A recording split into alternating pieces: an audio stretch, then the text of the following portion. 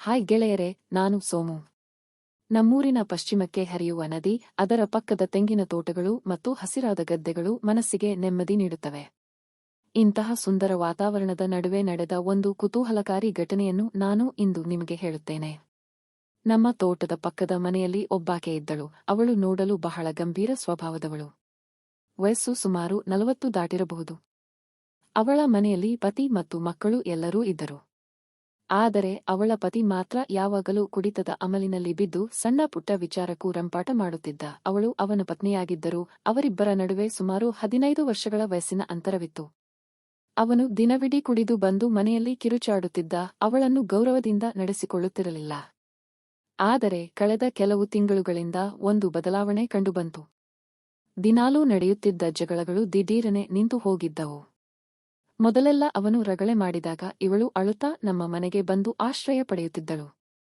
ಆ ಕುಡುಕ ಪತಿ ನಮ್ಮ ಮನೆಯ ಮುಂದೆ ಬಂದು ಕೂಡ ಕೂಗಾಡುತ್ತಿದ್ದ. ಇದರಿಂದ ನಮಗೂ ಕಿರಿಕಿರಿ ಉಂಟಾಗುತ್ತಿತ್ತು.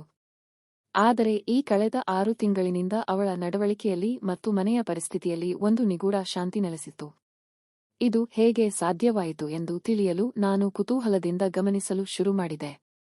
ನಮ್ಮ ತೋಟದಲ್ಲಿ ಕೆಲಸ ಮಾಡುವ ಶಿವಪ್ಪ ಎಂಬ ಕಾರ್ಮಿಕ ಯಾವಾಗಲೂ ಅವಳ ಜೊತೆ ಹೆಚ್ಚು ಸಲಿಗೆಯಿಂದ ಮಾತನಾಡುತ್ತಿರುವುದು ನನ್ನ ಕಣ್ಣಿಗೆ ಬಿತ್ತು.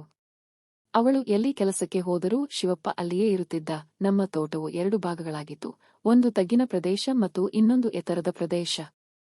ತೋಟದ ದಟ್ಟವಾದ ಮರಗಳ ನಡುವೆ ಕೆಲಸ ಮಾಡುವಾಗ ಅವಳ ಸೀರೆ ಅಥವಾ ಬಟ್ಟೆ ಸ್ವಲ್ಪ ಅತ್ತ ಇತ್ತ ಸರಿದರೂ ಶಿವಪ್ಪ ಅದನ್ನೇ ದಿಟ್ಟಿಸಿ ನೋಡುತ್ತಿದ್ದ. ಅವಳಿಗೆ ಇದು ತಿಳಿಯುತ್ತಿತ್ತು.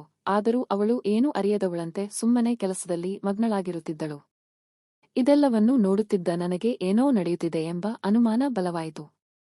ಈ ರಹಸ್ಯದ ಹಿಂದಿನ ಸತ್ಯ ತಿಳಿಯಲು ನಾನು ಸರಿಯಾದ ಸಮಯಕ್ಕಾಗಿ ಕಾಯುತ್ತಿದ್ದೆ. ಅಂದು ಒಂದು ದೊಡ್ಡ ಹಬ್ಬದ ದಿನ. ಕೆಲಸದವರಿಗೆ ರಜೆ ನೀಡಲಾಗಿತ್ತು. ನಾನು ಕೇವಲ ಪಂಪ್ ಸೆಟ್ ನೋಡಲು ತೋಟಕ್ಕೆ ಹೋಗಿದ್ದೆ. ನಾನು ನೀರು ಹಾಯಿಸಲು ನಮ್ಮ ಹಳೆಯ ಪಂಪ್ ಹೌಸ್ ಬಳಿ ಹೋದಾಗ ಅದರ ಬಾಗಿಲು ಒಳಗಿನಿಂದ ಲಾಕ್ ಆಗಿತ್ತು. ಸಾಮಾನ್ಯವಾಗಿ ಯಾವಾಗಲೂ ತೆರೆದಿರುತ್ತಿದ್ದ ಆ ಹಳೆಯ ಶೆಡ್ ಯಾಕೆ ಮುಚ್ಚಿದೆ ಎಂದು ನನಗೆ ಆಶ್ಚರ್ಯವಾಯಿತು. ನಾನು ಹತ್ತಿರ ಹೋದಾಗ ಒಳಗಿನಿಂದ ಪಿಸುಮಾತುಗಳು ಕೇಳಿಸಿದವು. ಕುತೂಹಲ ತಡೆಯಲಾರದೆ ನಾನು ತಗಡಿನ ಸಣ್ಣ ರಂಧ್ರದ ಮೂಲಕ ಇಣುಕಿ ನೋಡಿದೆ. ಅಲ್ಲಿ ಕಂಡ ದೃಶ್ಯ ನನ್ನನ್ನು ಬೆಚ್ಚಿ ಬೀಳಿಸಿತು. ಪಕ್ಕದ ಮನೆಯ ಆ ಮಹಿಳೆ ಮತ್ತು ಶಿವಪ್ಪ ಅಲ್ಲಿ ಕುಸ್ತಿ ಪಂದ್ಯದಂತೆ ಒಬ್ಬರ ಮೇಲೊಬ್ಬರು ಬಿದ್ದಿದ್ದರು. ಶಿವಪ್ಪ ಗಟ್ಟಿಮುಟ್ಟಾದ ಆಳು. ಅವಳು ಹಸಿವಿನಿಂದಿದ್ದಂತೆ ಅವನನ್ನು ಅಪ್ಪಿಕೊಂಡಿದ್ದಳು. ಅವರ ಆ ಆಟ ಸರಿಸುಮಾರು 10 ನಿಮಿಷಗಳ ಕಾಲ ನಡೆಯಿತು. ನಾನು ಇದೆಲ್ಲ ನನಗೇಕೆ ಎಂದು ಅಲ್ಲಿಂದ ಸದ್ದಿಲ್ಲದೆ ಸರಿದು ಮರಳಿ ಬಂದೆ. ಅಂದು ಹಬ್ಬವಿದ್ದರೂ ನನ್ನ ಮನಸ್ಸು ಶಾಂತವಾಗಿರಲಿಲ್ಲ. ಅಂದು ಮಾಡಿದ ಕೆಲಸಗಳು ನನಗೆ ನೆಮ್ಮದಿ ನೀಡಲಿಲ್ಲ. ಪದೇ ಪದೇ ಆ ದೃಶ್ಯವೇ ಕಣ್ಣ ಮುಂದೆ ಬರುತ್ತಿತ್ತು. ಮರುದಿನ ಹೊಲಕ್ಕೆ ಹೋದಾಗ ಅವಳು ಏನೂ ಆಗಿಯೇ ಇಲ್ಲ ಎಂಬಂತೆ ಕಸ ತೆಗೆಯುತ್ತಾ ಕುಳಿತಿದ್ದಳು. ಎಲ್ಲರ ಜೊತೆ ಸಹಜವಾಗಿ ಮಾತನಾಡುತ್ತಿದ್ದ ಅವಳ ನಟನೆಯನ್ನು ನೋಡಿ ನನಗೆ ಆಶ್ಚರ್ಯವಾಯಿತು.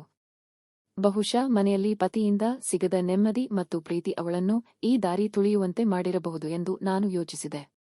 ಆದರೆ ಕಳೆದ 6 ತಿಂಗಳಿನಿಂದ ಅವಳಲ್ಲಿದ್ದ ಆ ಶಾಂತಿಯ ರಹಸ್ಯ ಈಗ ನನಗೆ ಪೂರ್ತಿ ಅರ್ಥವಾಗಿತ್ತು. ದಿನ ಕಳೆದಂತೆ ನನಗೂ ಕೂಡ ಒಂದು ರೀತಿಯ ಹಂಬಲ ಶುರುವಾಯಿತು. ವಾತಾವರಣದ ಪ್ರಭಾವವೋ ಏನೋ, ನನಗೂ ಕುಸ್ತಿ ಆಡಬೇಕೆಂಬ ಆಸೆ ಚಿಗುರಿತು. ಅದು ತಪ್ಪು ಎಂದು ತಿಳಿದಿದ್ದರೂ ನನ್ನ ಮನಸ್ಸು ಅದನ್ನು ಒಪ್ಪುತ್ತಿರಲಿಲ್ಲ. ಅವಳ ಬಗೆಗಿನ ನನ್ನ ದೃಷ್ಟಿಕೋನ ಈಗ ಪೂರ್ತಿ ಬದಲಾಗಿತ್ತು. ಮನಸ್ಸಿನ ಸಹಜ ಬಯಕೆಗಳು ನನ್ನನ್ನು ಕಾಡತೊಡಗಿದ್ದವು. ಒಂದು ದಿನ ಅವರು ಮತ್ತೆ ಅದೇ ಪಂಪ್ ಹೌಸ್ನಲ್ಲಿ ಸೇರಿದ್ದಾಗ ನಾನು ಈ ಬಾರಿ ಹಿಂದೆ ಸರಿಯಲಿಲ್ಲ. ನಾನು ಹೋಗಿ ಬಾಗಿಲನ್ನು ಬಲವಾಗಿ ತಟ್ಟಿದೆ. ಶಿವಪ್ಪ, ಬಾಗಿಲು ತೆಗೆ ಎಂದು ಕೂಗಿದೆ. ಒಳಗಿನಿಂದ ಯಾವುದೇ ಪ್ರತಿಕ್ರಿಯೆ ಬರಲಿಲ್ಲ. ನೋಡಿ, ನಾನೇ ಮಾಲೀಕ ಬಂದಿದ್ದೀನಿ. ಬಾಗಿಲು ತೆಗೆಯದಿದ್ದರೆ ಎಲ್ಲರನ್ನೂ ಕರೆಯುತ್ತೇನೆ ಎಂದು ಎಚ್ಚರಿಕೆ ನೀಡಿದೆ. ಆಗ ತಣ್ಣಗೆ ಒಳಗಿನಿಂದ ಸದ್ದು ಕೇಳಿಸಿತು.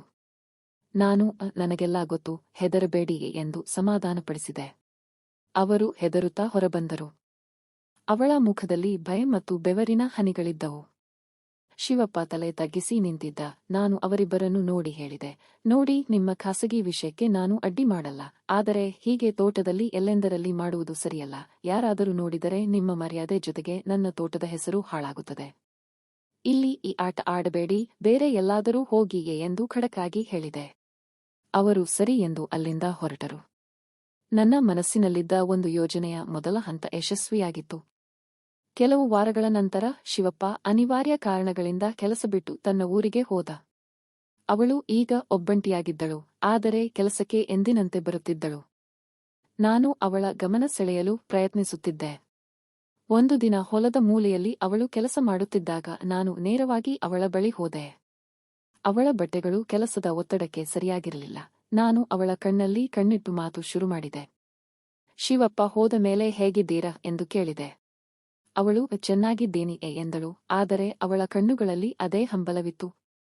ಶಿವಪ್ಪ ನೀಡುತ್ತಿದ್ದ ಆ ಕುಸ್ತಿ ಯ ಸುಖ ಅವಳಿಗೆ ಈಗ ಬೇಕಿತ್ತು ಎಂಬುದು ನನಗೆ ಸ್ಪಷ್ಟವಾಯಿತು.